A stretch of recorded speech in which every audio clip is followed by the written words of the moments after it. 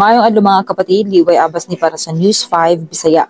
Kipahibalo sa International Criminal Court karong Lunes, November 10 nga di nila makumpirma ang balita nga adunay gi-issue nga warrant of arrest batok ang Senator Bato de la Rosa. Sumalat ni ICC spokesperson Fadi El Abdallah, ang opisyal nga impormasyon gikan sa korte ginapagawas ra pinaagi sa ilang mga press statement ug opisyal nga komunikasyon. Matud niya, usa lang ang kaso nga nagpadayon karon ug mao kini ang kaso batok ang former President Rodrigo Duterte. Bag-uhay lang giingon ni Ombudsman Boying Rimulya nga adunay gi-issue nga warrant ang ICC batok kan De La Rosa tungod sa mga alegasyon nga crimes against humanity nga adunay kalabutan sa kampanya kontra droga sa administrasyon kini ni Duterte. Nagpahibalo sab ang Department of Foreign Affairs nga wala sila nadawat nga bisan unsang warrant o dokumento gikan sa ICC bisan pa sa ilang main office o sa Philippine Embassy sa The Hague.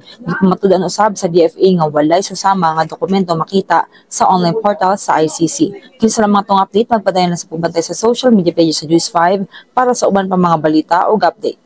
Amping tangtanan.